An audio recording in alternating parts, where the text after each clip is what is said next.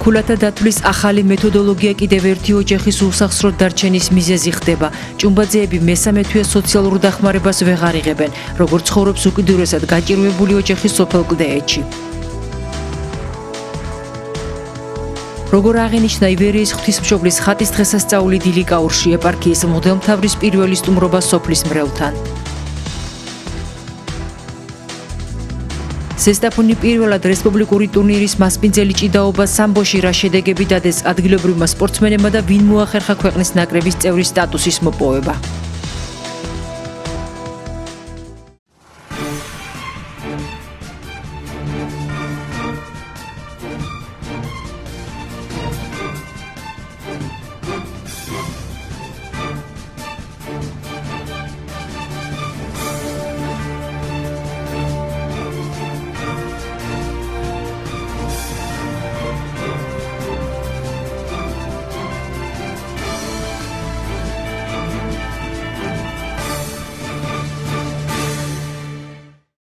სოფელ კლდეეთში ხუთსულიანი ჭუმბაძეების ოჯახს სოციალური დახმარება შეუჩერდა. როგორც ოჯახის დიასახლისი ამბობს, სოციალურად დაუცველი სტატუსი მას შემდეგ გაუქმდა, რაც მათი უფროსი ქალიშვილი გათხოვდა. უკიდურესად გაჭირვებულ ოჯახში სამი მცირეწლოვანი და ლოგინად ჩავარდნილი მეუღლე ცხოვრობს, რომელთა საარსებოდ და გამოსაკვებად 59 წლის მედია ჭუმბაძეს ძირითადად მეზობლები ეხმარებიან. მე 4 შვილი მყავ. დამჩა 3 და გათხოვილი 1. და მეუბნებია რომ კომპიუტერმა მოგდა ის გათხოვდა, მაგრამ ის რაშუასია, ჩვენ 5 წელს არ გვეკუთვნის დახმარება. ამას ვკითხულობ, არ გვეკუთვნის, მე რა მაქვს. ერთი ძოხა მყავს, რომელიც უნდა მოიგოს იანვარში. იანვრამდე თუ მშიერი უნდა ვიყო. 2-3 თვე მშიერი გაძლევს ადამიანი. გაჭირვება ამას რო ახლა იმისთან არავის არ აქვს შვილო. 4 არასრულწლოვანი ბავშვი. დავარდნილი. პამპერსის ფული არ აქვს, წამლის ფული არ აქვს. რათი ეჩერენ თავს ყველას უკვირს. ეს არ მუშაობს, ხელფასი არ აქვს.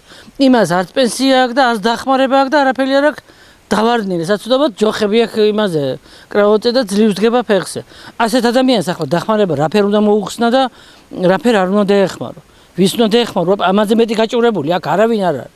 და ვინ უნდა დაეხმაროს? ახლა მას ყველას თავისავი უჭირს და ყველას თავისის უჭირს და ამას ვის უნდა დაეხმაროს? რა უნდა გააკეთოს ერთი ძროხით და არაფერი შემოსავალი არ აქვს, არაფერი. სოციალური შემწეობა ჭუმბაძეების ერთადერთი შემოსავლის წყარო იყო. აგვისტოს თვეში სოციალური აგენტის მიერ ხელახალი გადამოწმების შემდეგ მათი სარეიტინგო ქულა 43,000-დან 65,590-მდე გაიზარდა. მედია ჭუმბაძე აღნიშნულ ფაქტორში სოციალურ აგენტსა დანაშაულებს. თვითონ სოციალურ სააგენტოს მივაკითხე, რომელმაც მითხრა ამ ხელა ქულა გააქო. თავიდან ანერეულებული ვიყავი, გამევიქეთ, ვერაფერი პასუხი ვერ გიგეთ. მეორე ჩავედი კიდე და მერქი მეჩვენება ეს ქულა თორე ამ ხელა ქულა რა ვექნება. 65,590 გააქვა. აგენტმა მე 1 წლის წინ მომცა დახმარება და ახლა რა დაინახა იმან ზედმეტი აქ ვერ გავიქე. მედია ჭუმბაძემ სოციალური სამსახურის ცხელ ხაზზეც დარეკა, საიდანაც ჯანდაცვის მინისტრთან გადაამისამართეს. ტელეფონი დავრეკე თვითონ ცხელ ხაზზე. 15:05-ზე დავრეკე, რომელმაც მიპასუხა სოციალურ მინისტრთან გაცხადება დაწერეო. მაგრამ მე ჩასვლის თავი არ მაქვს. არგოს გადამღები ჯგუფი ჭუმბაძეების პრობლემის გასარკვევად ზესტაფონის სოციალური მომსახურეობის სააგენტოს ეწვია. როგორც სოციალური მომსახურეობის სააგენტოში განაცხადეს, სოციალური აგენტის სუბიექტურას სარეიტინგო ქულათა გამოთვლაში არანაირი მნიშვნელობა აღარ ენიჭება და ჭუმბაძეებისა და მსგავსი ოჯახების პრობლემას ქულათა დათვლის ახალი მეთოდოლოგია განსაზღვრავს. მით უფრო რომ ჭუმბაძეების 2014 წლის სოციალურ მონაცემთა დეკლარაცია თითქმის იდენტური აღმოჩნდა ამ წლის ივლისში შევსებული დეკლარაციისა. მედია ჭუმბაძის ოჯახის სოციალურ-ეკონომიკური მდგომარეობის ამსახველი სარეიტინგო ქულა დათვლილი არის მიმდინარე წლის 6 ოქტომბერს და არის 65,950.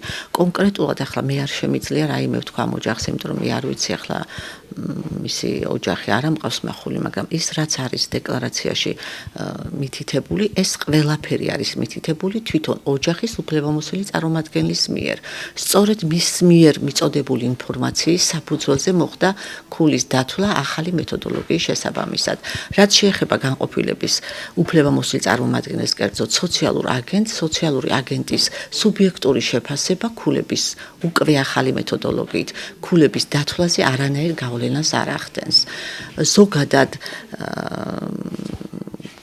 მხოლოდ 1 წლის ვადის გასვლის შემდეგ ხდება ოჯახის ხელახალი გადამოწმება.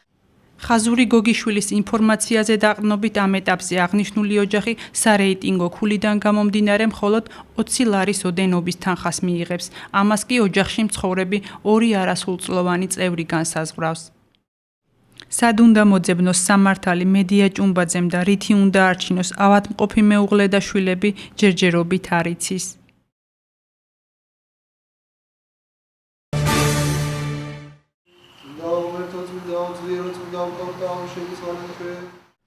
მარგვეთისა და უბისის ეპარქიის მღვდელმთავარი მეუფე მელქისედეკის სოფელ დილიკაურში ივერიის ღვთისმშობლის ხატის დღესასწაულზე.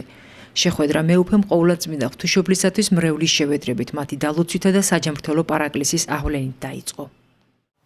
და ნეტარა შომერს არც მენესამო თუ იყოს აღსულებად ყურთა მათ მისა მიმართ უფლისა მიერ დასთქვა მარიამ ადიდევ სული ჩემი უფალსა და განიხარა სულ მან ჩემმა ღვთისა მიმართ მაცხოვრისა ჩემისა რამე თუ მოხედნა სიმდაბლესა ზედა მხევლისათვის ისასა რამე თუ აესე რამიერით გამნადიდნენ მე ყოველი ნათესავი რამე თუ ხო ჩემთან ადიდებული ძლიერ მან დაწმინდა არ სახელი მისი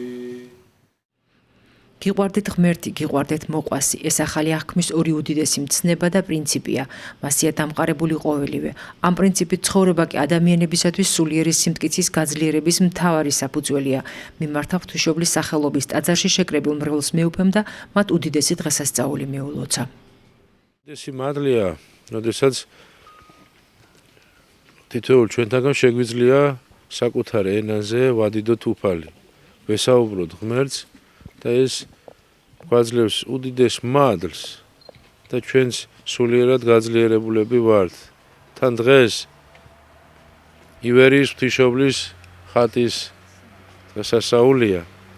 ივერიის ღვთისმშობელი ეწეოდეს მთელ საქართველოს, ჩვენს ეკლესიას, ჩვენს უწმინდეს და თითოეულ ჩვენთაგანს. მისი ფარველობა გქონდეს ყოველთვის და გვიწინამძღროს და მივეყვანეთ სასუფევლამდე. მეუფე მელქისედეკის სტუმრობა და მრევლის დალოცვა ეპარქიის ერთ-ერთ უძველეს ტაძარში სოფელში სულიერების დღესასწაულად იქნა აღქმული. მეუფე ბრძანდებოდა პირველად ეს არის უდიდესი დღესასწაული ჩვენთვის.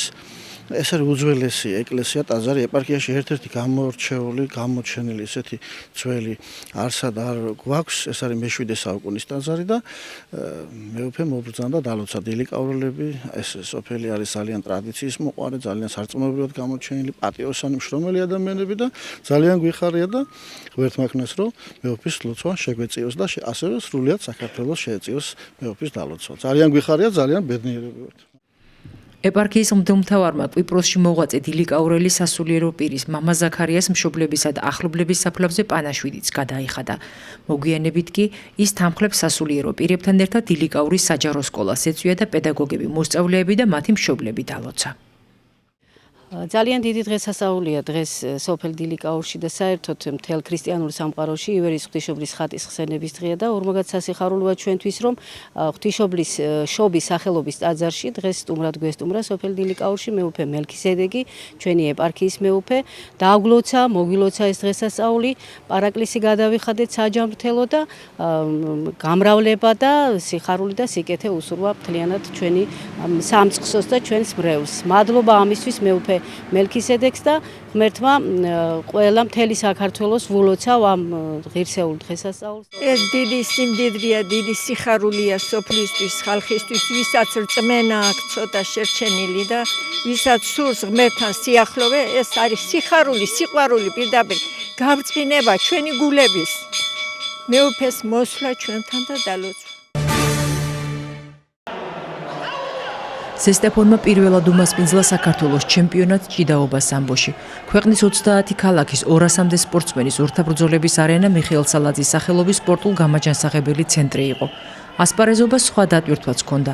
ჩემპიონატის გამარჯვებულები ავტომატურად ევროპის პირველობის საგზურის მფლობელები ხდებოდნენ.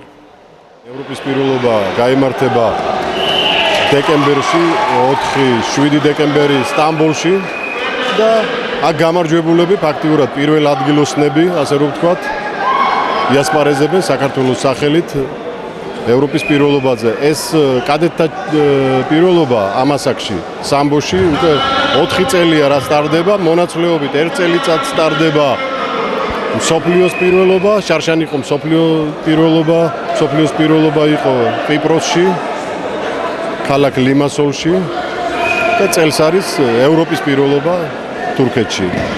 და ჩვენი გუნდი საქართველოს ნაკრები ეს 4 წელია ყოველთვის არის გუნდურ ჩათვლაში სამეულში.